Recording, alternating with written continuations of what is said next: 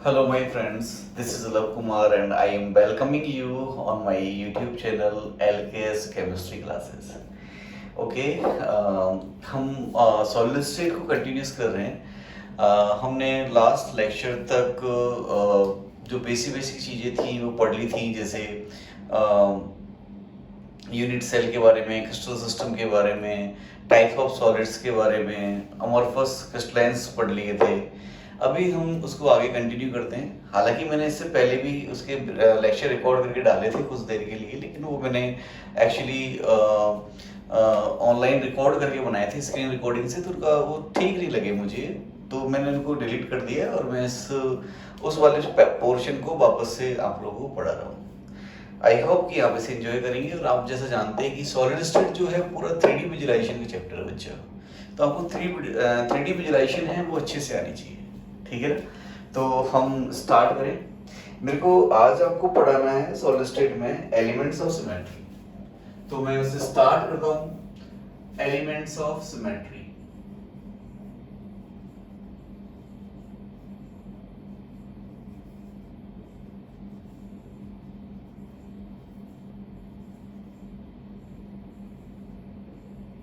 देखिए, elements of symmetry जो है, एक्चुअली ये जो टॉपिक है वो ऑप्टिकल आइसोमेरिज्म का है।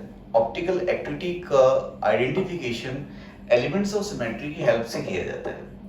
हमारे यहाँ सॉलिड स्टेट में इसका कोई बहुत ज्यादा बड़ा यूज नहीं है, सिर्फ क्यूब की सिमेट्री एलिमेंट्स बताने। आप चाहो तो ये टॉपिक 5 मिनट में भी खत्म हो सकता है, मैं डायरेक्ट उनको लिख दूंगा, आपने याद कर लो। समझना चाहते हो तो थोड़ा सा टाइम लगेगा। एक्चुअली ये जो टॉपिक है डिटेल में कराया जाएगा आपको ऑप्टिकल आइसोमेरिज्म में। ऑप्टिकल आइसोमेरिज्म 2 जगह आ जाता है, कोऑर्डिनेशन कंपाउंड्स में भी आता है और ऑर्गेनिक में भी आता है। तो कहीं पे भी इन्हें पढ़ लो, चाहे आप कोऑर्डिनेशन डिटेल में पढ़ लो, चाहे आप ऑर्गेनिक डिटेल में पढ़ लो, जो भी पहले आएगा मैं उसमें इसको करा दूंगा, ठीक है। तो एलिमेंट्स ऑफ सिमेट्री की बात करते हैं। देखो, एलिमेंट्स ऑफ सिमेट्री जनरली 4 तरह के होते हैं। कौन कौन से होते हैं भाई? एलिमेंट्स ऑफ सिमेट्री होते हैं, पहला है जिसमें plane of symmetry, one by one पढ़ ही लेते हैं अपने को। पहला plane of symmetry, plane of symmetry.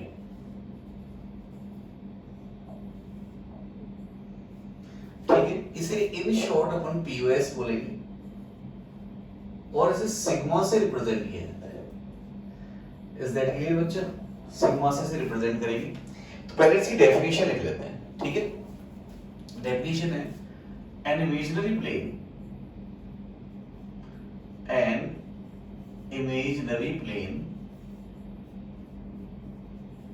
which bisect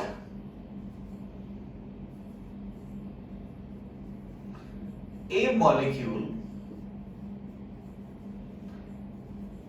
in such a way that first half part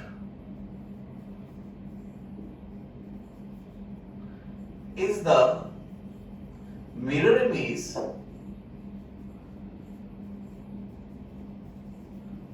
of second half। देखो भाई, सिमेट्री के बारे में मैं बात करूं पहले आपको, चलो उसको थोड़ी देर बाद में लेता हूं। पहले सिमेट्री के बारे में बताऊं बेटा। सिमेट्री, किसी भी ऑब्जेक्ट में सिमेट्री हो सकती है। अपने डेली लाइफ में ऐसे बहुत सारे ऑब्जेक्ट्स होते हैं जिनमें सिमेट्री होती है। फिर सिमेट्री की स्टडी की गई, कौन कौन से टाइप की सिमेट्री पॉसिबल है। तो पाया गया कि कोई चीज किसी पर्टिकुलर प्लेन के रेस्पेक्ट में सिमेट्रिक है, कोई किसी पर्टिकुलर पॉइंट के रेस्पेक्ट में, जिसको सेंटर कह सकते हैं, उसके रेस्पेक्ट में सिमेट्रिक है, कोई किसी पर्टिकुलर एक्सिस के रेस्पेक्ट में सिमेट्रिक है। जैसे मैं आपको बताऊं कि आपने ये एक कप लिया ऐसे करके, ये ऐसे है और यहाँ इसको होल्ड करने वाले ऐसे कुछ है। अब ये जो कप है ये सिमेट्रिक है, लेकिन देखो ये प्लेन, एक पर्टिकुलर प्लेन के रेस्पेक्ट में सिमेट्रिक है ऐसे। इस वाले प्लेन को अपन स्लाइस कट बोलेंगे। कि इन चीजों को आगे डिटेल में अपन ऑर्गेनिक पढ़ेंगे, मैं बता रहा हूँ बस। मैं आपको ये बताना चाह रहा हूँ कि कप जो है सिमेट्रिक है, इसमें कोई प्रिंटिंग वगैरह नहीं है।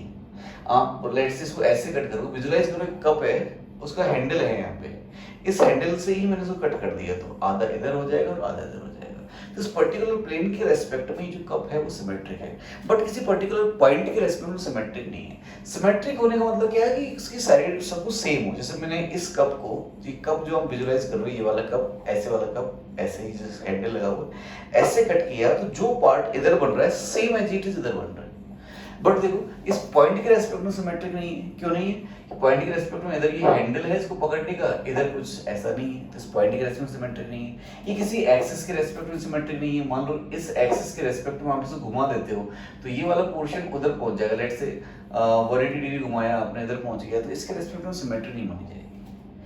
अब पॉइंट जैसे देखो मैंने ले लिया फैन। आप fan one of the best example है कि यहाँ पे ऐसे ये और ये इसको हिंज कर रखा है यहाँ पे ऐसे, इससे ये फैन है, इसके ये तीन जो बीइंग्स टाइप से होते हैं वो ये हैं, ऐसे ऐसे। अब हम देखो इस पर्टिकुलर एक्सिस के रेस्पेक्ट में सिमेट्रिक है। कैसे सिमेट्रिक है भाई? इस पर्टिकुलर एक्सिस से इनकी लेंथ जो है तीनों वो सेम है। देखो ठीक, जब आप ये रोटेट होगा तो देखो इसका 120 डिग्री का एंगल है। 120 डिग्री के एंगल से भी आप इसको रोटेट कर दो। लेट्स से आपके घर में पंखा है और आपने फैन को इस पोजीशन पर रखा है। अब मैं आपसे ये कहूँ आप अपनी आंखें बंद करो और इस फैन को मैं 120 डिग्री रोटेट कर दूं इनकी विंग्स को। मींस ये ए वाली जो विंग है यहाँ पे आ जाए, ये ए बी सी है, मतलब ये यहाँ पे आ जाए, ये यहाँ पे आ जाए और ये यहाँ पे आ जाए।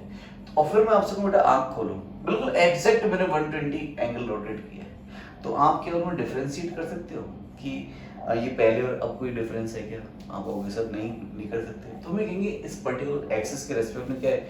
सिमेट्रिक है। और भी चीजें हो सकती है, जैसे लेट्स से जैसे क्यूब ले लिया, क्यूब क्या मैं इसको बोलूं स्क्वायर ले लिया, तो देखो स्क्वायर ये इस पॉइंट के रेस्पेक्ट में सिमेट्रिक है।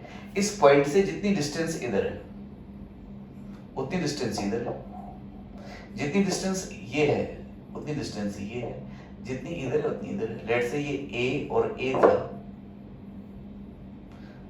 ए और ए, तो यहां से यहां तक ये देखो ये वाला पोर्शन जो है a/2 है, तो ये a/2 है। ये भी आप पाइथागोरस थ्योरम से निकाल सकते हो, जितना ये होगा उतना ये होगा, वही a/2 ये a/2, तो इसकी वैल्यू निकल के आ जाएगी, ऐसे सेम ही हो जाएगा। तो ये पॉइंट के रेस्पेक्ट में सिमेट्रिक है। इवन ये जो स्क्वायर है ये प्लेन के रेस्पेक्ट में सिमेट्रिक है। आप इसको ऐसे भी कट कर दोगे प्लेन से तो आधा इधर आधा इधर हो जाएगा। ठीक है, तो ये देखो ये पॉइंट के रेस्पेक्ट में भी सिमेट्रिक है, ये प्लेन के रेस्पेक्ट में सिमेट्रिक है, और इवन ये प्लेन, ये 2D प्लेन ऐसे मान लो इसको, प्लेन के रेस्पेक्ट में सिमेट्रिक है। इवन ये पर्टिकुलर एक्सिस के रेस्पेक्ट में सिमेट्रिक है। तो देखो एक ऑब्जेक्ट जो है वो किसी पॉइंट या किसी एक्सिस या किसी प्लेन के रेस्पेक्ट में सिमेट्रिक हो सकता है। तो ये सिमेट्री एलिमेंट्स हैं। जो प्लेन के रेस्पेक्ट में सिमेट्रिक होगा उसे अपन प्लेनो सिमेट्री कहेंगे, जो किसी पॉइंट के रेस्पेक्ट में सिमेट्रिक होगा उसे अपन सेंट्रो सिमेट्री कहेंगे, जो किसी पर्टिकुलर एक्सिस के रेस्पेक्ट में सिमेट्रिक होगा उसे अपन एक्सिस ऑफ सिमेट्री कहेंगे। एक चौथी और होती है अल्टरनेटिंग एक्सिस ऑफ सिमेट्री, जिसको मैं यहाँ नहीं पढ़ाऊंगा बिकॉज बस यहाँ पे तो थोड़ा सा होता है, इवन इतना सा होता है कि क्यूब में कितने एलिमेंट्स ऑफ सिमेट्री प्रेजेंट है, बस इतना सा पूछा जाता है। तो जो अल्टरनेटिंग एक्सिस ऑफ सिमेट्री है, लास्ट वाली जो मैं टर्म बोल रहा हूँ, बट वो कंबाइंड होती है किससे? पीओएस मतलब प्लेनो सिमेट्री और एक्सिस ऑफ सिमेट्री का कॉम्बिनेशन होती है। तो हमको alternating axis of symmetries count करने की जरूरत नहीं है, क्योंकि जब हमने पीओएस और एओएस मतलब एक्सिस ऑफ सिमेट्री और प्लेनो सिमेट्री काउंट कर ली है, तो ये अंडरस्टूड है कि उसमें अल्टरनेटिंग एक्सिस ऑफ सिमेट्री भी काउंट हो चुकी होगी। तो इसलिए मैं यहाँ पे आपको केवल ये तीन ही पढ़ाऊंगा। तो उसमें मैंने पहला होता है प्लेन ऑफ सिमेट्री, तो डेफिनेशन लिखी है, an imaginary plane which bisect a molecule और ऑब्जेक्ट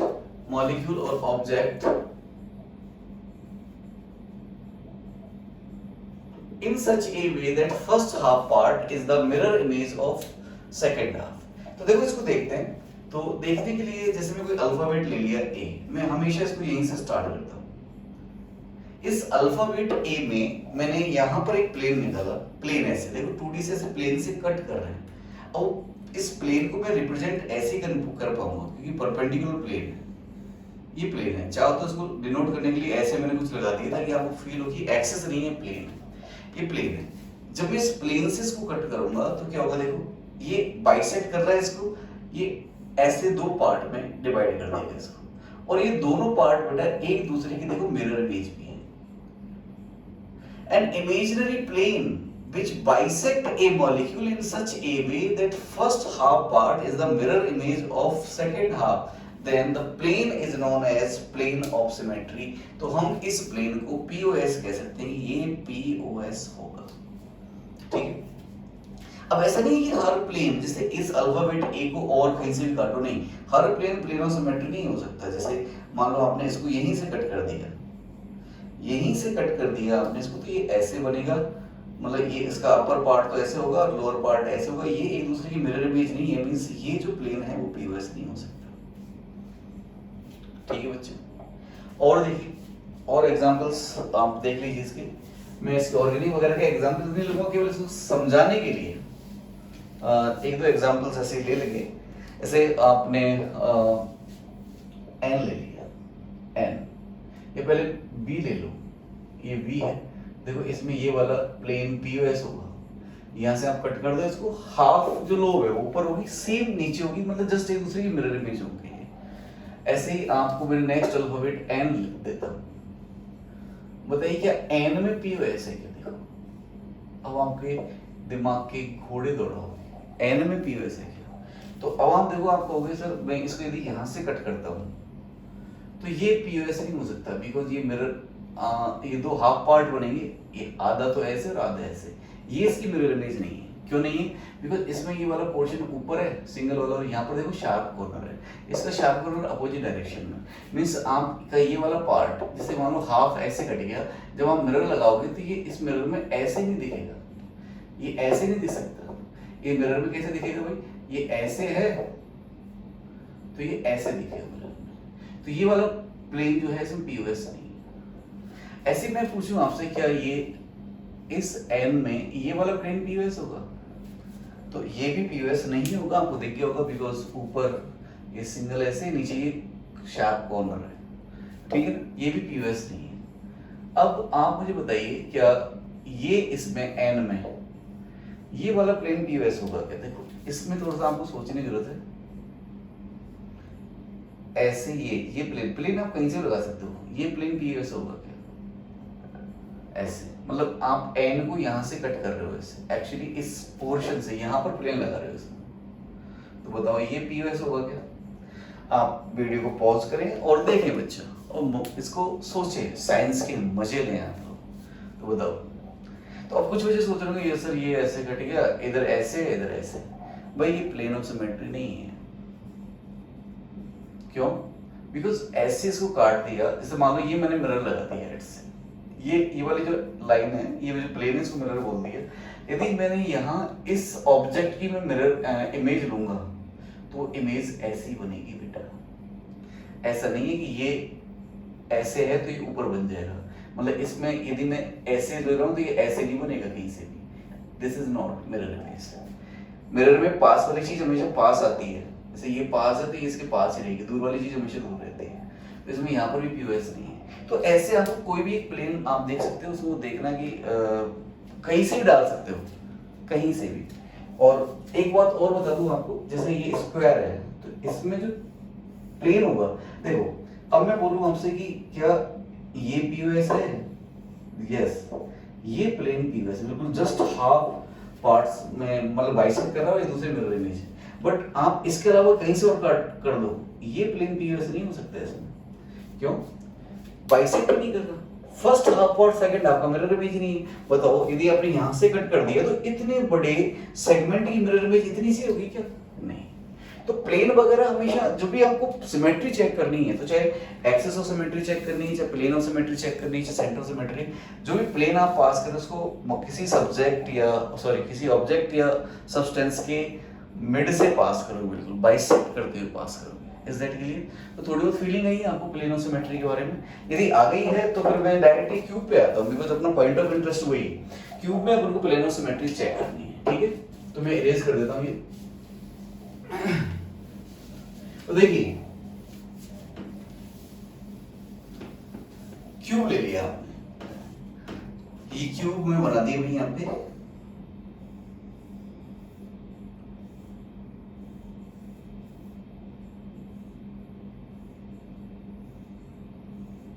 इसमें प्लेन ऑफ सिमेट्री चेक करनी है बेटा, तो पहले तो लिख दो टोटल 9 प्लेन ऑफ सिमेट्री होती है। आप डायरेक्ट याद रखें इसको, पहले तो मेरा सजेशन है डायरेक्ट याद रखें टोटल 9 पीओएस होती हैं क्यूब के अंदर।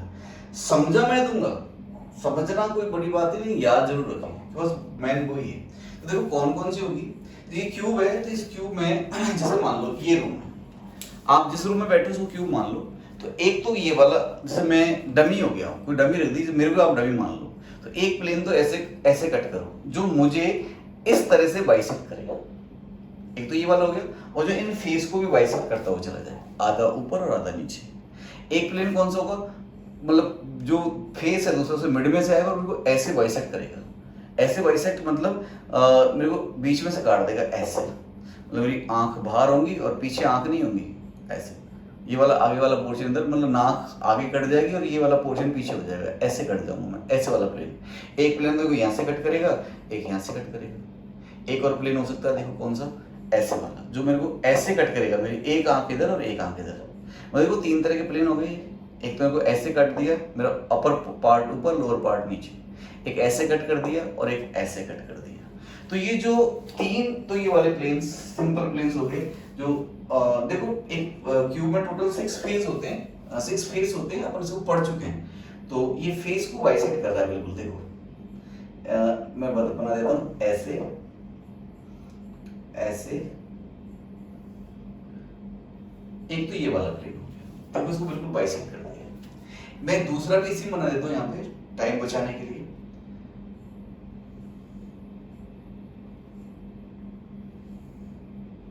एक ऐसे भी आप इसको कट कर सकते हो, और एक आप ऐसे ऐसे भी इसको कट कर सकते हो, मतलब स्लाइस कट स्टाइल से।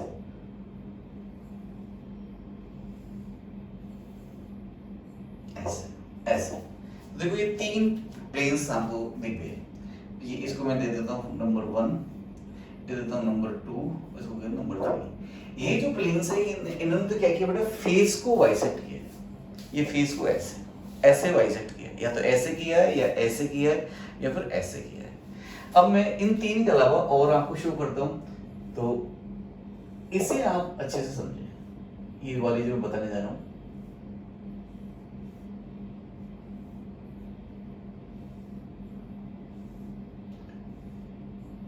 देखिए मैंने यहाँ पे इनको नंबरिंग कर देता हूं, 1 2 3 4 5 6 7 8। अब मैं जो प्लेन पास करने जा रहा हूँ बच्चा, उसको समझ लें, क्यों एक बार समझ लें फिर सारा कुछ समझ आ जाएगा। मैं 2 डायगोनली अपोजिट एज ले रहा हूँ। जैसे मैंने एक 7 8 ले लिया, ये वाला एज ले लिया, और एक 1 2 ले लिया। 1 2 बैक वाली स्क्वायर का टॉप एज है, और 7 8 फ्रंट वाली का बॉटम वाला एज है। मैं इन दोनों को मिलाकर के एक प्लेन बना रहा हूँ। ये वाला जो प्लेन होगा यहाँ पे, ये जो प्लेन होगा, इसे अपन डायगोनल प्लेन भी कहेंगे। तो देखो ये 1 2 टॉप से बॉटम आया है, मतलब बैक के टॉप से फ्रंट के बॉटम पे आया है। मतलब जैसे मैं ऐसे खड़ा हो गया तो मेरे बैक का टॉप और मेरे जो फ्रंट में है उसका बॉटम ऐसे आया है। अब इसका रिवर्स भी तो पॉसिबल है भाई। पहले तो क्या किया है, मेरे बैक का टॉप और फ्रंट का बॉटम, और रिवर्स करो, फ्रंट का टॉप और बैक का बॉटम, तो ये भी तो डायगोनल प्लेन होगा। तो ये जस्ट इसके अपोजिट। तो देखो ये 1 2 7 8, ये जो 4 कॉर्नर्स पर 2 प्लेन होंगे, एक तो 1 2 से 7 8 और एक 4 सॉरी एक तो 1 2 7 8 प्लेन हो गया, और एक ये वाला, इसका तो टॉप और उसका बॉटम, मतलब 3 4 5 6। तो इसमें 2 प्लेन्स पॉसिबल हैं, 1 2 7 8 एंड 3 4 5 6। आई होप ये दोनों प्लेन आपकी समझ में आ गए होंगे। ठीक है, ऐसे ही आप एक बार और बना देता हूं मैं यहाँ पे। अच्छा, आप वैसे ही कैलकुलेट कर सकते हो बच्चा कि बताओ क्यूब में कितने एज होते हैं। तो मैं आपको पढ़ा चुका हूँ 12 एज होते हैं। तो एक इस टाइप का जो डायगोनल प्लेन है, 2 एज को खत्म कर रहा है, तो 12 को खत्म करने के लिए कितने लगेंगे, 6 लगेंगे। तो ये इस टाइप के डायगोनल प्लेन्स होंगे 6 हो गए। तो जैसे अब की बार मैंने पहले तो ये वाले एज ले लिए, अब की बार मैं ये वाले एज ले लेता हूँ ये वाले, दिस और दिस, इसको मिलाने वाला ऐसे, ये भी आपका डायगोनल प्लेन होगा। अच्छा ये बता चुका हूं मैं आपको, ये डायगोनल प्लेन होगा। ऐसे ये जो ऐसे मानो आप कि जो बॉडी डायगोनल से पास हो रहा है, ऐसे बॉडी डायगोनल बताया था ना, ऐसे होता है ये डायगोनल प्लेन, तो ये ऐसे तो जा सकता है। तो एक बार ये ऐसे चला गया तो दूसरी बार इसकी पॉसिबिलिटी ऐसे हो सकती है, देखो। तो ये दोनों दिख गए होंगे आपको इस टाइप से, ये भी डायगोनल प्लेन होगा। तो दो ये हो गए और दो ये हो गए, कितना भाई 4। अब दो कौन से बच गए भाई, ये बच गए। देखो सारा मैं बना सकता हूँ, तो वीडियो को लंबी कर देंगे, उससे कोई ज्यादा सेंस निकलेगा नहीं। अगर मैं ये वाला एज, ये वाला एज और ये वाला एज ले रहा हूँ, तो ले लूं, तो देखो इस वाले एज से यहां पर और इस वाले एज से यहां पर ये मिला दिया ऐसे, तो इसके अपोजिट में क्या होगा, फिर ये वाला और ये वाला एज आ जाएगा। मींस अगर आप देखो मेरे बैक और फ्रंट का बॉटम, बैक का टॉप, फ्रंट का बॉटम, ऐसे फ्रंट का टॉप, बैक का बॉटम, फिर इधर का टॉप, इधर का बॉटम, इधर का टॉप, इधर का बॉटम, ठीक है। फिर एक ऐसे और एक ऐसे, 6 हो गए। तो 6 तो ये इस टाइप के होंगे, मतलब 2 इसमें भी होंगे, तो 2 2 2 6 और 3 ये वाले हो गए, तो टोटल हो गए 9, ठीक है। तो पीओएस कितने हो गए क्यूब में, 9 हो गए। तो डायरेक्ट आप लिख सकते हो कि total POS in cube is equal to 9, ठीक है।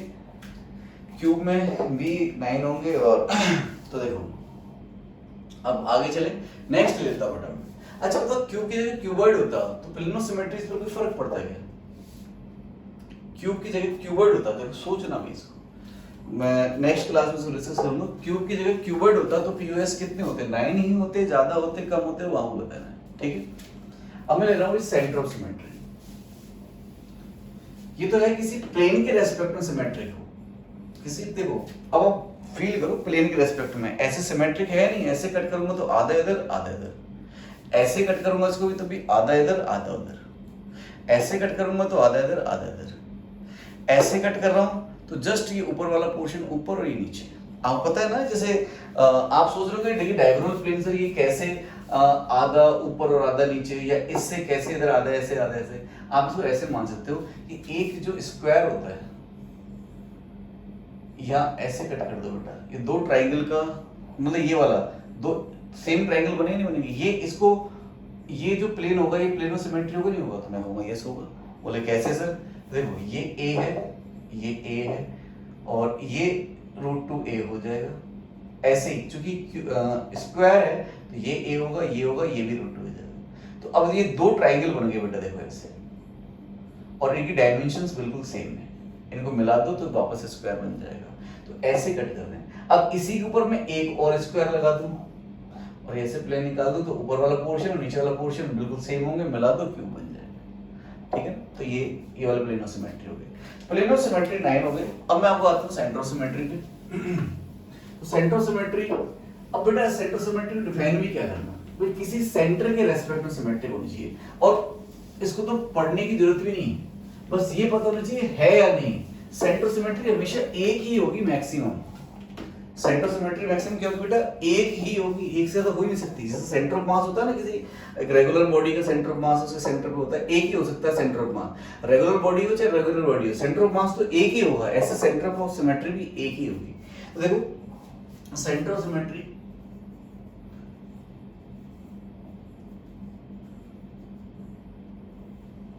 COS बोलते हैं, उसको I से रिप्रेजेंट करते हैं। डेफिनेशन भी मैं नहीं लिख रहा है, इसकी जरूरत ही नहीं है, सेंटर के रेस्पेक्ट में सिमेट्रिक होना चाहिए।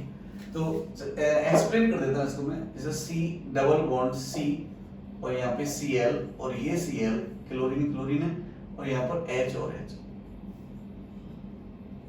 देखो सेंटर ऑफ सिमेट्री एक इमेजिनरी सेंटर होगा, तो मॉलिक्यूल का सेंटर मैंने यहां मान लिया, यहां से इधर Cl है, इधर भी Cl है, और देखो डिस्टेंस भी सेम है दोनों की, because CCl bond length same है। एक्चुअली इसकी डेफिनेशन से लिखी जाती है, an imaginary center by which many lines are drawn, they meet equal groups, जैसे Cl Cl है, equal groups at equal distance, क्योंकि बॉन्ड लेंथ सेम है, भाई ये भी CCl बॉन्ड है, ये भी CCl बॉन्ड है, they meet equal groups at equal distance but opposite in direction, एक ऊपर है तो एक नीचे होना चाहिए। ऐसे यहां से मान लो h की डिस्टेंस y है तो एक h अप डायरेक्शन में दूसरा h डाउन डायरेक्शन में, ये भी y होगा because CH bond and same. यहां से इस पॉइंट से सेंटर कार्बन की डिस्टेंस भी दोनों की होगी सेम होंगी, तो नाउ ये जो सेंटर है ये सेंटर सिमेट्रिकल है। मैं चलो डेफिनेशन में लिख देता हूं, an imaginary centre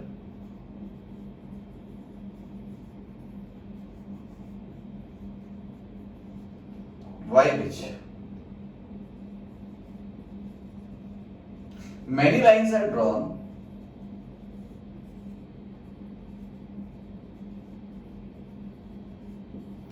they meet equal groups at equal distance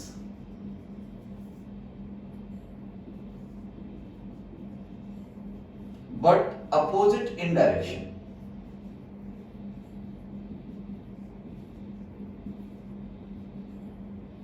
आपको ये चेक करना आना चाहिए सेंटर सिमेट्री है या नहीं। जैसे मैं कहूँ, चलो बताओ, एक ऑर्गेनिक का छोटा सा एग्जांपल लेता हूँ, CH4 मीथेन टेट्राहेड्रल ज्योमेट्री है, सब जानते हैं बिकॉज़ आप 12th के स्टूडेंट हो। सेंटर सिमेट्री है क्या? आंसर नहीं। क्यों? भी कार्बन सेंटर में हो गया तो ऊपर H है बट इसके जस्ट अपोजिट H नहीं है, जस्ट अपोजिट होना चाहिए। मतलब they meet equal groups at equal distance but opposite in direction, तो इसके अपोजिट डायरेक्शन में H है ही नहीं, देखोगे यहाँ पे, तो इसमें सेंटर सिमेट्री नहीं है। पहचान आना चाहिए सेंटर सिमेट्री है या नहीं। अब रही बात क्यूब की, तो क्यूब में तो आपको पता है कि क्यूब हो चाहे स्क्वायर हो, मतलब तो सिमेट्रिक है सेंटर के रेस्पेक्ट में। ये इसमें क्यूब में सेंटर सिमेट्री तो होगी सही, बिकॉज आप देख लो ना, इस रूम में खड़े हो, वहां पे मान लो ये इस क्यूबिक रूम है, सेंटर पे खड़े हो जाओ, तो इधर a/2 मान लो पूरी एज लेंथ a है तो a/2 उधर a/2 इधर a/2 उधर a/2 इधर a/2 सब सेम है। तो क्यूब में तो क्या होगा, सेंटर सिमेट्री होगी, वो कितने की 1 होगी। तो क्यूब में सेंटर सिमेट्री होती है, आपको पहचान आना चाहिए सेंटर सिमेट्री है या नहीं है। जैसे आप बताओ, साइक्लोप्रोपेन में सेंटर सिमेट्री होगी नहीं होगी? सेंटर मतलब मिड में होगा कहीं, यहां पर नहीं होगी। डेफिनेशन के अकॉर्डिंग ऊपर एक CH2 है बट जस्ट अपोजिट CH2 नहीं है, इसमें भी सेंटर सिमेट्री नहीं है। ठीक है ना? सेंटर सिमेट्री होना चाहिए कि सेंटर से ऊपर नीचे, मतलब 180 के एंगल पर लाइन खींचेंगे अपन, सेंटर से 180 के एंगल पर एक लाइन ऊपर एक लाइन नीचे, वो सेम ग्रुप से मिलनी चाहिए, डिस्टेंस भी सेम होनी चाहिए और डायरेक्शन तब भाई अपोजिट खींच ही रहे अपन, एक ऊपर और एक नीचे। समझ आ गया सेंटर सिमेट्री? पहचान आना चाहिए। खैर ये सारी चीजें तो अपन वैसे मैं बोल चुका हूं, ऑर्गेनिक पढ़ के देखो, ऑर्गेनिक के एग्जांपल सारे, बट आप लोगों को तो क्यूब से मतलब है, तो क्यूब में सेंटर सिमेट्री होती है और एक होती है। तो देखो पीओएस कितनी थी क्यूब में, 9 थी, सेंटर सिमेट्री कितनी है, 1 है। ठीक है। कोई भी ऑड मेंबर रिंग में सेंटर सिमेट्री नहीं हो सकती बेटा, इवन मेंबर रिंग में may be possible but odd में होती नहीं है। ठीक है, जैसे स्क्वायर में मतलब साइक्लोब्यूटेन जो होगी उसमें सेंटर सिमेट्री होगी, बट साइक्लोपेंटेन में सेंटर सिमेट्री नहीं होगी। क्यों नहीं होगी साइक्लोपेंटेन में, वो भी देख लो, चलो चलते चलते जब चली गए तो ऐसे। अब हम कहोगे सर देखो यहां ऊपर CH2 है, नीचे CH2 नहीं है, इधर से ये वाला इधर CH2 है, इधर CH2 हो सकता है मिल जाए, ऐसे मिल जाए बट नहीं है। आप समझ गए ना? एक कॉर्नर ऐसा रहेगा जिसके अपोजिट में CH2, वैसे तो देखो किसी के अपोजिट में भी नहीं है, इसके ये इसको बाइसेक्ट करता जाएगा, मतलब सेंटर से लाइन खींचेंगे तो ये ऊपर जाएगा ऐसे, ये नीचे आएगा तो नीचे वाले को बाइसेक्ट करेगा। ऐसे यदि इस कॉर्नर से पास होगा तो इससे बाइसेक्ट करेगा, तो यहाँ पर CH2 है, इसके जस्ट अपोजिट CH2 नहीं है। ऐसे यहाँ CH2 है, ऐसे इस सेंटर से इधर खींचो, इधर CH2 है, इधर नहीं है। ठीक है, तो ऑड मेंबर रिंग में सेंटर सिमेट्री नहीं होती, तो क्यूब में एक सेंटर सिमेट्री है। अब नेक्स्ट में लेता हूं बेटा आपको एक्सेस ऑफ सिमेट्री। ठीक है, ये समझ में आ गया होगा। अपन को सिर्फ काउंटिंग से मतलब है, क्यूब में देखना है अपन को, और कोई मतलब नहीं। और एक्सेस ऑफ सिमेट्री देख लो, इसको थोड़ा सा पढ़ लेते हैं हल्का फुल्का, इसको भी डिटेल में वहीं पढ़ेंगे ऑर्गेनिक में। तो axis of symmetry, axis of symmetry इसको शॉर्ट में AOS बोलेंगे और CN से रिप्रेजेंट करते हैं। डेफिनेशन लिख लेते हैं बच्चे पहले इसकी, एक्सेस ऑफ सिमेट्री की। ये थोड़ी इंटरेस्टिंग भी है, लेकिन अपन तो थोड़ा सा पढ़ेंगे इसको, बस डिटेल में तो वही ऑर्गेनिक में पढ़ना है अपन। देखो, an imaginary access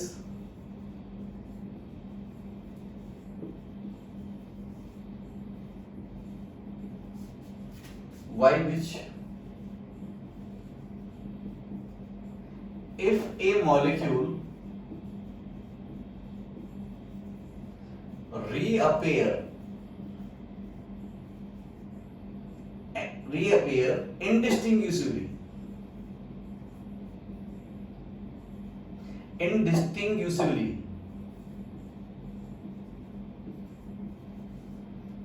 n times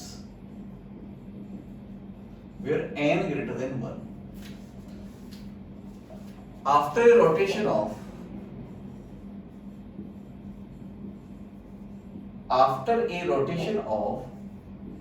360 degree, then we can say molecule have n-fold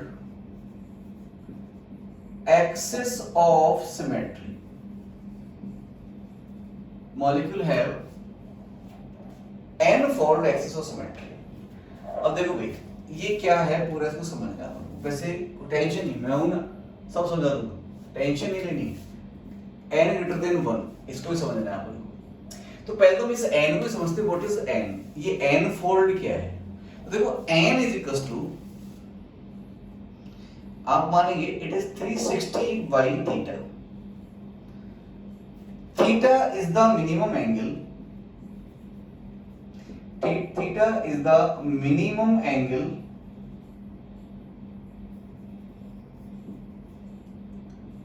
angle of rotation with respect to an axis। जिस एक्सिस के रेस्पेक्ट में घुमा रहे हो उसका मिनिमम एंगल लेना है बेटा, ठीक है। अब एक केस बनता है, देखो n greater than 1 क्यों चाहिए वो आपको एक्सप्लेन कर देता हूं। if theta is equals to 360 degree, n is equals to 360 by 360, it is 1 cn, axis of symmetry को cn से रिप्रेजेंट करते हैं। c सिंबल है, n फोल्ड है, तो n की वैल्यू कितनी आ गई, 1 आ गई, तो cn बिकम c1, और c1 को ऊपर कहेंगे natural axis of symmetry.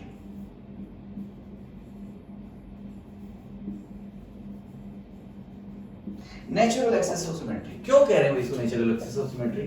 Because बेटा कोई भी ऑब्जेक्ट दुनिया का, कोई भी ऑब्जेक्ट, चाहे वो कैसे ही शेप का हो, लेट्स से ऐसा ही है, कुछ भी ऐसा है, अनापशा कोई शेप का हो, इसको एक एक्सिस जो इसके सेंटर ऑफ मास होता है, सेंटर से पास हो रहा है, इसके रेस्पेक्ट में 360 डिग्री घुमा दो बेटा। 360 डिग्री घुमाने पर इनडिस्टिंग्विशबली रीअपीयर हो जाएगा।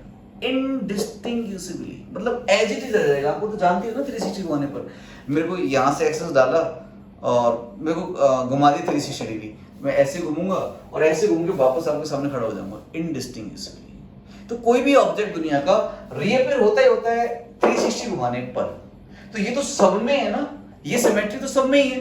अब हमको तो 360 के अलावा देखना है बेटा, ये तो नेचुरल एक्सिस ऑफ सिमेट्री सब में ही होगी, ये तो रूल ही है कि 360 घुमाने पर रीअपीयर होगा ही होगा।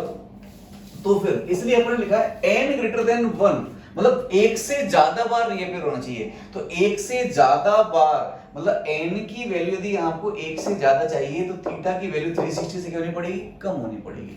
दूसरे केस में if theta not equals to 0 और नॉट इक्वल्स टू 360 डिग्री, तो n का कोई ना कोई वैल्यू आएगा। अच्छा n हमेशा इंटीजर होता है बेटा, जनरली इंटीजर ही होता है किसी भी ऑब्जेक्ट के लिए एक्सिस ऑफ सिमेट्री में। तो n cn जो होगा इसे अपन n fold axis of symmetry कहेंगे, एक्सिस ऑफ सिमेट्री, और n should be integer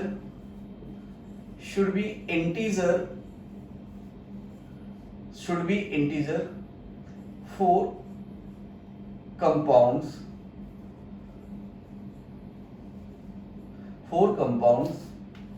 so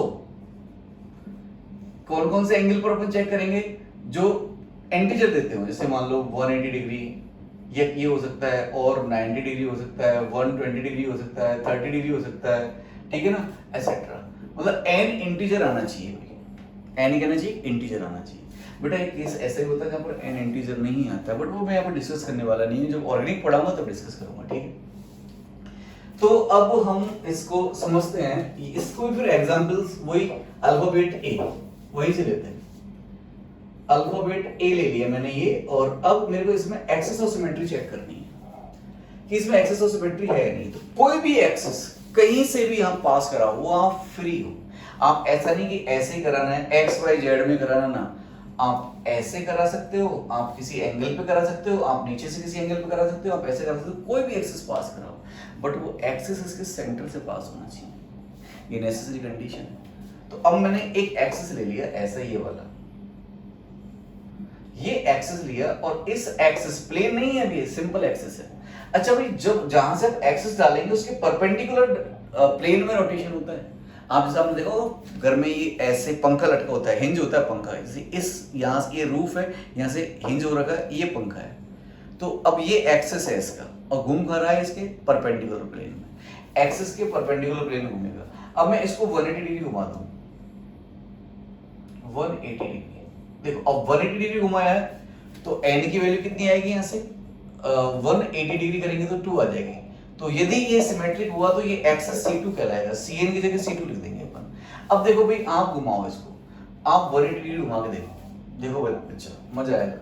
ये आंसर उठा के यार, बस मान लो ये A है, ये A। अब देखो ये मत कहना फिर ये तो हम डिस्टिंग्विश कर पा रहे हैं, बिकॉज़ ये आपका एक पेन रेड और एक ब्लैक है।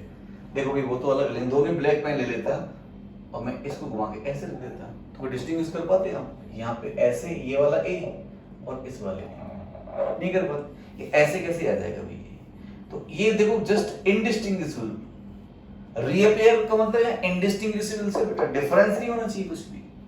ऐसा नहीं कि आपने इस A को, मैं ये एक्सेस डाल रहा हूं, मैंने ऐसे रखा और थोड़ा सा घुमा दिया ऐसे, अभी रहेगा तो A ही, बट ये एक्सेस ऑफ सिमेट्री नहीं है। क्यों नहीं है? इनडिस्टिंग्विशेबल नहीं है।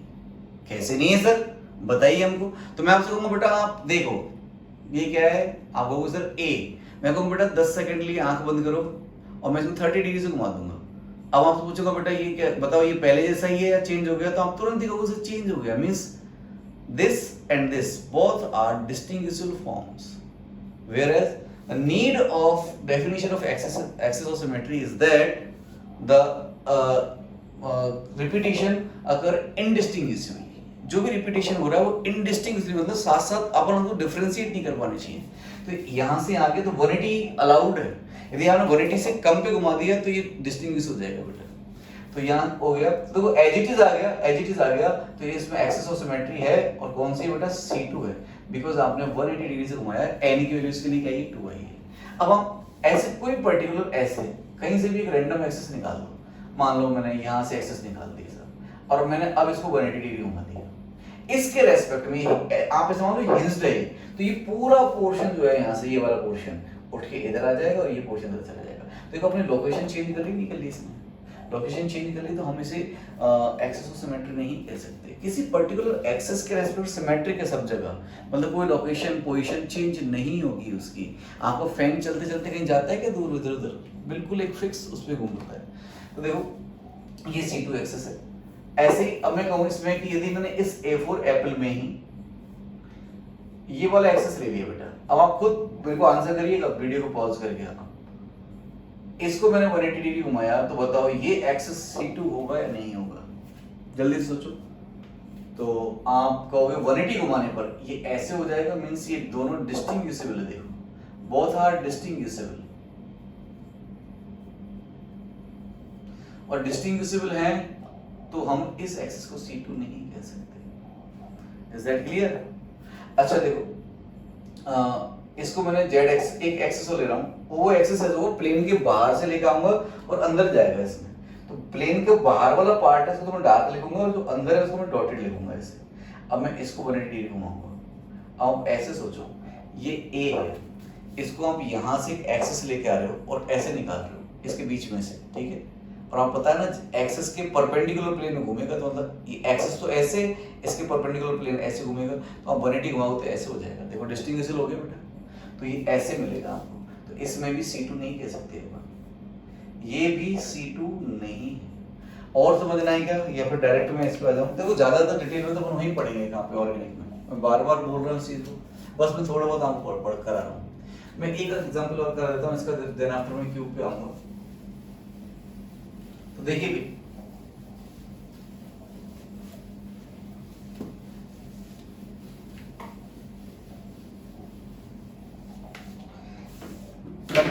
ओहो, मैंने यहाँ पे एक अल्फाबेट ले लिया N। ये भी इंटरेस्टिंग केस है। मैंने यहां पर इसको ऐसे इस एक्सिस से घुमाया 180 डिग्री। अब बताओ आप, क्या ये एक्सिस ऑफ सिमेट्री है? बोलो सर हम ऐसे देख के नहीं बता सकते सर, हम इसको करके पेन पेपर लेके करेंगे तो कर लो भी। तो कैसे करोगे आप? इससे घुमाओगे, ऐसे घुमा रहे हो तो ये वाला पोर्शन जो है वो इधर आ जाएगा, ये वाला इधर आ जाएगा, तो ये वाला इधर आएगा तो ये ऐसा हो जाएगा। तो ऐसे कैसे, ये ऐसे और ये ऐसे। नाउ बोथ आर डिस्टिंग्विशेबल, तो ये जो एक्सिस है वो C2 नहीं हो सकता। ऐसे ही यदि मैं इस N में यहां से एक्सिस पास कराऊं और अब 180 घुमा दूं तो सोचो C2 होगा नहीं होगा? देखो जानबूझ के 180 एंगल ले रहा हूं ताकि आपके दिमाग में C2 एक्सिस एक नाम सेट हो जाएगा। C2 एक्सिस कुछ होता है, C3 C4 भी होते हैं, मैं आपको सिखा दूंगा, टेंशन हो। अब 180 डिग्री घुमाओ आप इसको, तो अब घुमाओगे तो क्या होगा, ये ऊपर वाला पोर्शन जो है वो आ जाएगा नीचे और नीचे वाला पोर्शन चला जाएगा ऊपर। तो मैं दिख रहा हूँ, देखो ये वाला पोर्शन ऊपर जा रहा है, ये वाला ऐसे, और ये वाला नीचे आ रहा है। देखो ये शार्प कॉर्नर नीचे आ गया, ये वाला शार्प कॉर्नर ऊपर चला गया, उल्टा एंड मिल गया, मींस ये एक्सिस भी C2 नहीं है। अब जेड एक्सिस पे देखो, जेड एक्सिस पर इसे देखो, जेड एक्सिस मतलब वही ये प्लेन के बाहर से लेके आ रहा हूँ और अंदर निकाल रहा हूँ और अब 180 डिग्री घुमा रहा हूँ। यू कांट बिलीव कि ये C2 एक्सिस होता है भाई। N से हमें N ही मिलेगा। अब बोलो सर ये तो कैसे आप विजुलाइज कराओ? तो देखो भाई मेरे पास 3 पेन है और 3 पेन से मैं आपको बताता हूँ। ये आपको N दिख रहा होगा, या तो सीधा है उल्टा मुझे पता नहीं, लेकिन मेरे लिए उल्टा है। आपको मैं सीधा विजुलाइज कराने के लिए ऐसे सोच रहा हूँ। क्लासरूम में जब कराता था तो सामने बैठे होते थे तो उनको सीधा दिखता था, ऑप्सो आपको दिख रहा हो। अब मैंने एक एक्सिस यहाँ से निकाला ऐसे, ये एक्सिस लिया, मैं इसको 180 डिग्री घुमा रहा हूँ। तो इस एक्सिस से जब 180 डिग्री घुमाऊंगा तो इस प्लेन में घूमेगी ऐसे, घुमाऊं? देखो ये आपके लिए शायद N है और अब देखो भाई 180 घुमा दिया, अब आपके लिए उल्टा हो गया होगा। वापस देख लो, अब N है, मैं इसको 180 डिग्री घुमा रहा हूँ, अब आपके लिए उल्टा N हो गया होगा। ठीक है, आया समझ में? तो ये वाले एक्सिस पर C2 नहीं हो सकता। ये वाला एक्सिस चेक करते हैं, इस वाले एक्सिस पर देखो, ये वाला एक्सिस ऐसे जाएगा तो इसके परपेंडिकुलर प्लेन में ऐसे घूमेगा। ठीक है ना? तो अब घुमाओ इसको, तो 180 घुमा दो। देखो अब जो भी दिख रहा है आपके लिए, आई थिंक सो ये N नहीं है, N है आपके लिए। अब मैं इसको घुमा रहा हूँ 180, अब देखो ये उल्टा N बन गया होगा आपके लिए। ठीक है, तो इस पर भी C2 नहीं है। बट अब ये वाला एक्सिस ऑफ सिमेट्री चेक करो, ये वाला जो सामने से आ रहा है बैक को निकल रहा है। ठीक है, अब सामने से आ रहा है बैक को निकल रहा है, तो इसका परपेंडिकुलर प्लेन कौन सा बेटा? ऐसे प्लेन आ रहा है। तो देखो आप ऐसे कंफ्यूज मत हो, ये प्लेन सामने कोई भी मान लो ऐसे, ये इसके परपेंडिकुलर प्लेन होगा तो इस प्लेन पर घूमेगा, ये मतलब ऐसे घूमेगा भाई। तो ऐसे घुमाओ भाई, इसको घुमाओ, देख लो ये, यदि आपको ये N दिख रहा है तो 180 घुमाओ, देखो अभी भी आपको N ही दिख रहा होगा, मींस इस पर्टिकुलर एक्सिस पर C2 एक्सिस है, तो ये C2। अब मैं एक C3 C4 के बारे में आपको बताता हूँ, फिर अपन आगे चलते हैं। C3 मैंने ले लिया साइक्लोप्रोपेन, साइक्लोप्रोपेन ले लो चाहे इक्विलेटरल ट्रायंगल ले लो,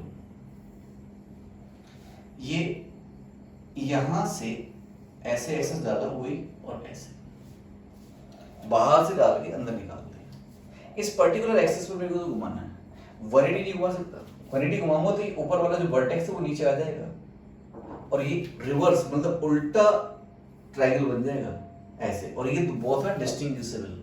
तो ये एक्सेस C2 नहीं हो सकता, आप इस एक्सेस पर इसको 180 नहीं घुमा सकते। तो अब मैं कितना बनाऊं, तो देखो भैया ये जो है यहाँ से ये सेंट्रोइड है मान लो इस इक्विलेटरल ट्रायंगल का, तो देखो ये एंगल 120 के हैं। लाइक एज फैन, देखो इसको रिलेट करो आप अपने फिजिकल वर्ड से। जैसे मान लो ये फैन की 3 पंखड़ी है और ये ऐसे छत से लटकी हुई है ऐसे, मतलब ऐसे देख रहे हैं अपन इसको। देखो ये जब यहाँ से 120 घुमाएंगे तो यहाँ से आ जाएगा, ये यहाँ से आ जाएगा, यहाँ से आ जाएगा।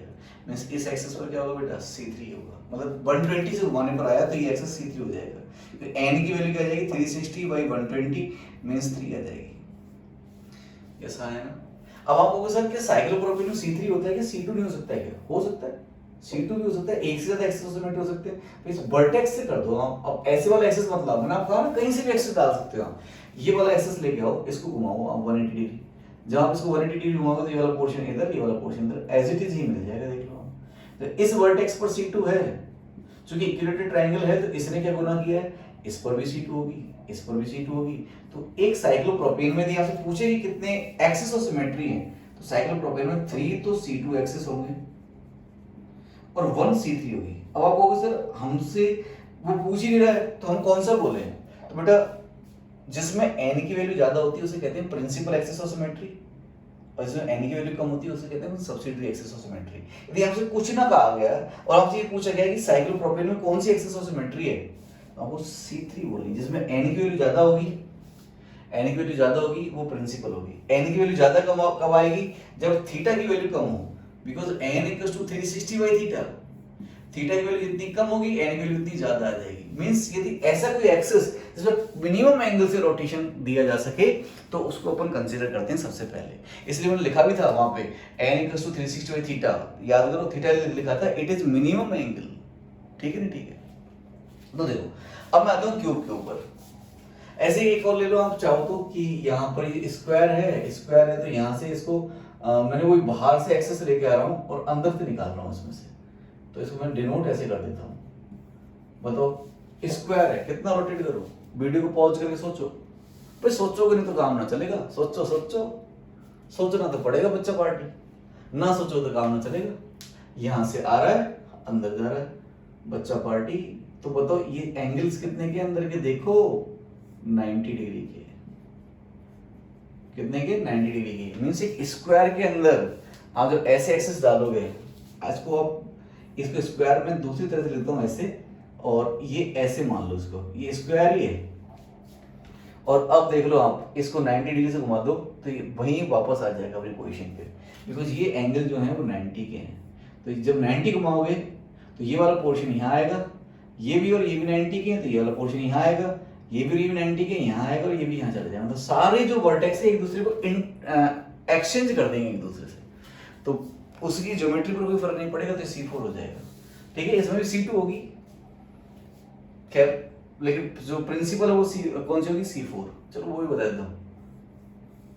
ये तो होगी C4 ऐसे वाली, तो 90 घुमा रहे। एक ये C2 है, देखो एक ये C2 है। अब आप देखना इसको होमवर्क है आपको। एक ये भी C2 है देखो, और एक ये भी C2 है। यदि आपसे स्क्वायर में पूछे, there are 4 C2 axis and 1 C4 axis। आप ये मत कहना सर इस z एक्सिस पर भी तो आप 180 भी तो घुमा सकते थे इसको। मैं मान लिया 90 पर रीअपियर हो गया, लेकिन 180 पर भी तो रीअपियर हो रहा है स्क्वायर। भाई स्क्वायर होगा उसको ऐसे 180 घुमाओ तब भी तो होगा ना। पर्टिकुलर एक्सिस पर बेटा मिनिमम एंगल से रोटेट करना, ये गलत है। इसीलिए लिखा था जो n निकाल रहे हो, n मतलब किसी पर्टिकुलर एक्सिस को देख रहे हो, n फोल्ड मतलब किसी पर्टिकुलर एक्सिस को देख रहे हो, तो ये थीटा मिनिमम होना चाहिए। अब यदि यहाँ पर 180 पर भी पॉसिबल है और किस पर पॉसिबल है, आपके 90 पर पॉसिबल है, तो आप कौन सा लेंगे, 90 लेंगे। चलो इस बात के ऊपर मैं तो एक चीज और बता देता हूँ आपको मैं। तो ये इतना हो ही गया है, मालिक जब इतना खर्चा हो ही गया तो 2 चिप्स और ले लेते हैं। तो इतना टाइम लग ही गया है, तो फिर मैं आपको बता देता हूं एक बात और। अब मुझे बताओ बेंजीन में, ये बेंजीन है इस बेंजीन में जेड एक्सिस ले रहा हूं, ये वाला एक्सिस। अब देखोगे, बताओ कौन सा होना चाहिए इसके अंदर। सोच के देखो, वीडियो को पॉज करो, सोचो सोचो भाई, सोचो, वरना काम ना चलेगा। ठीक है, तो भाई सोचो कौन सा एक्सिस होना चाहिए। तो बेटा देखो, इसको 180 घुमा दे तब भी हो जाएगा। जैसे मान लो हेक्सागन है, ऐसे ऐसे ऐसे, यहां से एक्सिस डाला, ऐसे ऐसे ऐसे था, एक्सिस डाला तो ऊपर वाला वर्टेक्स नीचे वाले को रिप्लेस कर देगा, इधर वाला कर देगा, इधर वाला कर देगा, तो 180 से भी रिपेयर हो रहा है। इवन देखो, आप इसको ऐसे समझो कि इस रेगुलर हेक्सागन मानो इसको, ये एंगल यहां से यहां पर कितने का बेटा, 60 डिग्री का। यदि ये एक और 60 हो जाएगा तो ये यहां से तक टोटल एंगल कितने हो जाएगा, 120 का। एक और 60 हो जाएगा तो ये टोटल एंगल कितना हो जाएगा, 180 का। मतलब इस पर्टिकुलर एक्सिस पर आप 3 एंगल से रोटेट कर सकते हो। 180 से रोटेट करने पर भी आ जाएगा, और आप गौर से देखोगे बेटा, देखो तो ये 120 से रोटेट करने पर भी आ जाएगा। ये इसको रिप्लेस कर देगा 120 से रोटेट करने पर, ये इसको कर देगा, ये इसको कर देगा। तो 180 से भी आ रहा है, 120 से भी आ रहा है, और 60 से भी आ रहा है। तो उनको मिनिमम एंगल से रोटेट करना होता है। ये एंगल 60 भी तो है, तो ये वर्ड सारे एंगल 60 हैं, तो ये वाला इसको रिप्लेस करेगा, ये यहाँ पे आ जाएगा, यहाँ पे ऐसे कैसे। तो इसमें जेड एक्सिस पर C6 होगा बेटा, C6 एक्सिस बोलेंगे इसको। C2 भी होंगे इसमें काफी सारे, नो डाउट। चलो बताओ, यही होमवर्क तुम्हारा, इसमें C2 कितने होंगे, और मेरे को कमेंट्स में लिखेंगे आप अपने आंसर। C2 लिखेंगे, ठीक है, कमेंट्स में आंसर दीजिएगा कितने C2 होंगे इसके अंदर। दूसरा क्वेश्चन होता है क्यूबॉइड वाला, क्यूबॉइड में कितने प्लेन ऑफ सिमेट्री होंगे, वो भी आपको देखना है। ठीक है, तो अब मैं क्यूब में आ जाता हूँ, एलिमेंट्स ऑफ सिमेट्री पे। एक्सिस ऑफ सिमेट्री क्यूब में, ये थोड़ा ज्यादा ही खींच गया। तो देखो, एक्सिस ऑफ सिमेट्री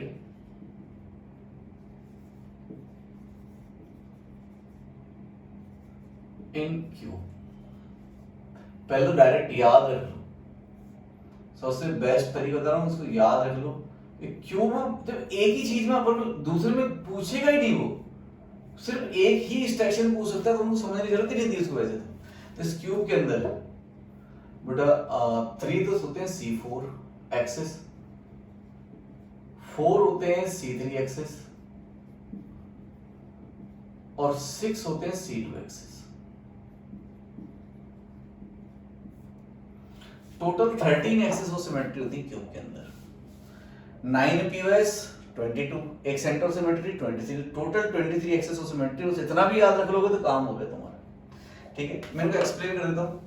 अच्छा, इनकी लोकेशन भी मैं बताता हूं, वो भी याद रखो। C4 एक्सिस होता है एक्सिस, ये कौन सा एक्सिस होगा, axis passed through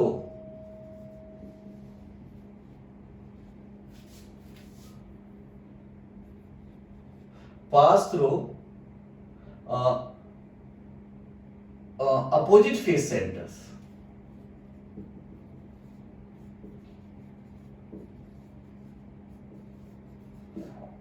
C3 axis होगा एक्सिस पास थ्रू, या मैं इसमें तो ऐसे लिखता हूं, ऑल बॉडी डायगोनल्स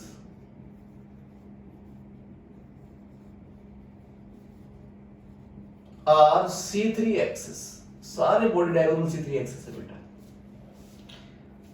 और आपको मैं पहले करा चुका हूं, एक क्यूब में बॉडी डायगोनल कितने होते हैं, 4 होते हैं, तो 4 C3 हो गए। और ये होगा axis pass through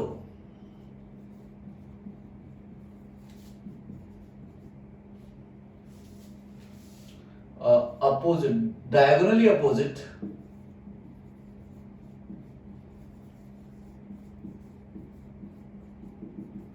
as centres. ऐसे बच्चे, तो देखो 1 by 1 देखते हैं। पहले किसको देखोगे, C4 को देखते हैं। तो C4 तो सिंपल ही है, देखो भाई, ये अपोजिट फेस सेंटर से मैं यहां से एक एक्सिस निकाल दूं, तो बेटा आप इसको एक तरह से स्क्वायर मान के चलो। ये पर्टिकुलर जो पोर्शन है, ये स्क्वायर वाला पोर्शन है, मतलब एक वन ऑफ द फेस है। और आप अभी भी बताया ना, एक पर्टिकुलर स्क्वायर में ये वाले एक्सिस के रेस्पेक्ट में ये एंगल कितने के, ये सारा एंगल कितने के, 90। कितना होना पड़ेगा, 90 डिग्री से। तो हम 90 डिग्री से घुमा दो। अच्छा अब आपको सर बताओ स्क्वायर में क्यूब में कैसे कह सकते हो भाई, ये वाला स्क्वायर और ये वाला स्क्वायर बंधे हुए ना आपस में, फिक्स ही तो है। ऐसा थोड़ी कि अकेले ये घूमेगा वो नहीं घूमेगा, जितने ये घूमेगा उतने वो घूमेगा, तो इसमें 90 डिग्री हो जाएगा। तो चूंकि टोटल फेज कितने होते हैं बेटा, 6 होते हैं, टोटल फेज 6 हैं, तो एक C4 एक्सिस, एक C4 एक्सिस दो फेज से गुजरता है, दो फेज से गुजरता है, टोटल फेज 6 हैं, तो कितने C4 हो गए, 3 हो गए बेटा, ठीक है। ये C4 समझ में आ गया आपको। C3 एक्सिस के लिए देखो, मतलब 3C4 एक्सिस होगी इसमें और, ठीक है। यहां देखो भैया, अब इसे थोड़ा सा ज्यादा विजुलाइज करना पड़ेगा आपने, बट ये है देखो, ये बॉडी डायगोनल ये होता है बेटा, तो ये एक्सिस में इसको थोड़ा और आगे निकाल दो ऐसे, ये एक्सिस है। अब ये एक्सिस ऐसा नहीं कि सर आपका तो एक्सिस ऐसे ऐसे चलता है भाई, अब फिसल जाता है ना, समझ रहे, एक्सिस ये है, इस एक्सिस पर C3 है, मतलब C3 का मतलब समझ रहे 120 डिग्री घुमाने पर रीअपेयर होगा। अब आपको ये थोड़ा सा मतलब दिल में दर्द देगा, ऐसी फीलिंग देगा कि सर ये थोड़ा मुश्किल है, हम तो याद रख लेंगे सर, टेंशन और मैं एक्सप्लेन कर देता हूँ, देखो मजा आएगा। लेकिन आपको तो एक बार फिर से क्यूब बनाना पड़ेगा, लेकिन आपको विजुअलाइजेशन स्ट्रॉन्ग चाहिए और एग्जैक्ट बन नहीं पाता है एक्चुअली बोर्ड वगैरह पे, तो आपको थोड़ा सा समझने की कोशिश करनी पड़ेगी।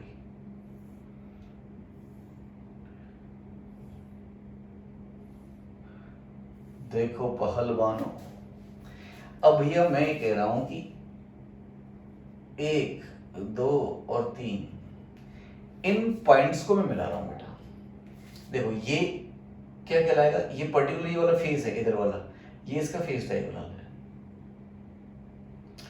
ये जो नीचे वाला जो फेस है ये इसका फेस डायगोनल है, फेस डायगोनल के बारे में बता चुका हूं आपको मैं। और ये जो फ्रंट वाला जो ये वाला पोर्शन है इसका, ये इसका फेस डायगोनल, ठीक है भैया। अब आप क्यूब में तो जानते ही हो, ये ए है, ये ए है और ये है, सारी सेम है। तो जब चूंकि ये ए है और ये भी ए है, तो ये कितना होगा बेटा, √2 है। देखो यहां से ये √2 है, क्योंकि ये लेंथ भी ए है और ये भी ए है, तो ये भी क्या हो जाएगा फिर आपका √2a, ये भी क्या हो जाएगा आपका √2a, मीन्स ये एक इक्विलेटरल ट्रायंगल बन गया। और जब मैं अब इस ऐसे मतलब बॉडी डायगोनल से वो निकालूंगा, एक्सेस पास करूंगा, तो ये इसका जो एक्सेस है इसके बेटा सेंट्रोइड से पास करेगा। अब आपको ठीक है सर, सेंट्रोइड से पास करेंगे तो सेंट्रोइड में एंगल कितने का होता है, अभी बताया हूं साइक्लोप्रोपेन में, बताया था ना साइक्लोप्रोपेन में कितने के एंगल होते हैं, सारे 120 के एंगल होते हैं, तो 120 घुमाना पड़ेगा। बोलो सर इतना से एरिया घूमेगा क्या, मैंने ना ऐसा ना मुन्ना ना ना मुन्ना ना, ऐसा इक्विलेटरल ट्रायंगल एक और होगा, 1 2 और ये 3, बोर्ड हिल रहा है थोड़ा सा, रुक जाने दो उसको, ये 1 2 3, ये इसका फेस डायगोनल, ये इसका फेस डायगोनल और ये इसका फेस डायगोनल।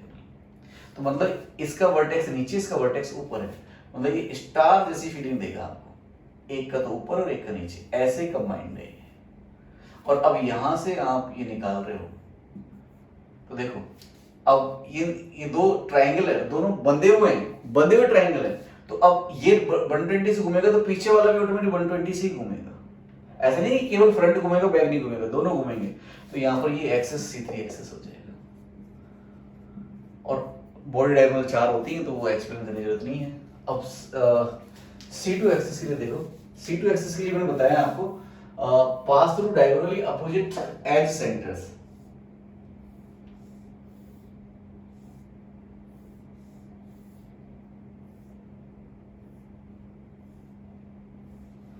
देखो एक ये एज है, बैक वाले का टॉप और फ्रंट वाले का बॉटम, दोनों एज सेंटर से इसको निकालते हैं और यहां से इसको 180 डिग्री घुमाते हैं, 180 घुमाया एज इट इज आ जाएगा। अब वहां पे फिर टेंशन हो गई, सर इससे अच्छा तो हम याद रख लेंगे, इसमें तो कुछ ना फील आया, तो मैं कुछ कोशिश करता हूँ, मैं इसको ऐसे ना बना करके ऐसे बनाता हूँ, उसमें मे बी आपको थोड़ा बहुत फील आए, फील आया, किक लगेगी आपको, कैसे कैसे बनाना है इसको, ठीक है ये।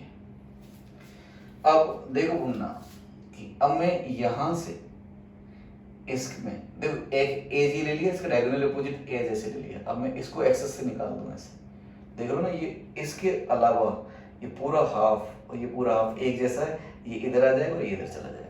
या फिर ये वाले भी ले सकते हो, ये और ये ऐसे, इसमें ये पूरा उधर चला जाएगा, ये पूरा चला जाएगा, मतलब बीच में जाएगा ये इसके में से ऐसे हॉलो, ठीक है ना। चाहे आप ऊपर वाले मान लो इसको ऐसे, तो आई थिंक से फील हो गया होगा। तो ये एक्सेस ऑफ सिमेट्री होगी। तो total elements of symmetry in cube, total elements of symmetry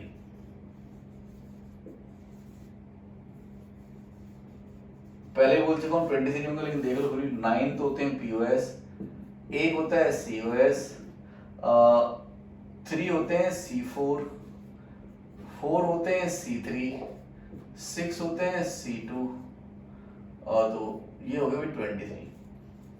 और total a axis of symmetry पूछे तो 13 होते हैं।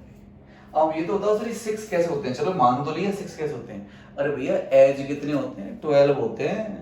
थोड़ी सी मैथमेटिक्स लगाओ, जब एक्सेस दो अपोजिट एज सेंटर से पास कर रहा है, एक C2 एक्सेस पे दो एजेस जा रहे हैं, 12 एजेस को खत्म करने के लिए 6 एक्सेस होंगे, तो 6 C2 हो गया। आई थिंक सो आपको समझ आ गया होगा। तो देखो बच्चा, ये सारे एलिमेंट्स ऑफ सिमेट्री मैंने आपको बता दिए हैं, और मे बी आपको समझ में आ गए होंगे। वैसे इतना मेरे को इसको नहीं रिकॉर्ड करना चाहिए था, डायरेक्ट ही बताया था, बट आप लोग सोचते सर थोड़ा विजुअलाइज करा दो, तो फिर मैंने इसलिए बता दिया इसको, ठीक है। तो और वैसे टाइम की अपने पास कोई कमी है नहीं है, तो टाइम ही टाइम है। तो भैया अब मैं आपको पढ़ाने जाता हूँ, अब अपन आगे चलते हैं, मतलब नेक्स्ट टॉपिक उठाते हैं। मुझे लगता है कि आज यही खत्म करना चाहिए, बोलो क्या कहते हो, आज यही खत्म कर लें। कितना मिनट का हो गया देख लेता हूं पहले वीडियो एक बार। काफी हो गया यार, चलो आज इतना ही है, ठीक है।